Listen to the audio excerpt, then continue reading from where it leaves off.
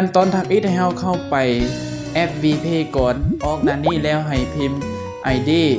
เอิ้นว่ารหัสสมาชิกตามด้วยรหัสผ่านล็อกอินเข้าสู่ระบบ ก็จะเห็นหน้าต่างแอปประมาณนี้ให้คลิกเข้าบนช่องบริการสังเกตเห็นทางซ้ายมือตัวที่2จะเห็นเมนูคำว่าการอัปเกรดคลิกเข้าไปเลยก็จะเห็นเมนูการอัปเกรดจากสถานะต่างๆเนาะอัปเกรดสถานะ M S G เฮาก็เลือกสถานะที่เราจะอัปเดตตัวอย่างมื้อนี้ข่อยจะอัปเดตสถานะ G คลิกเข้าไปเลยเนาะก็จะเห็นประมาณนี้เนาะจากนั้นเฮาก็เลือกเฮาจะชำระทางใดจะชำระทาง VPay หรือทาง CPay เฮาก็เลือกเลยเฮามีเงินในห้องตัวใดก็เอาห้องตัวนั้นในการอัปเดตจากนั้นเฮาก็คลิกอัปเดตเลยก็จะประมาณนี้จนนับบ่ได้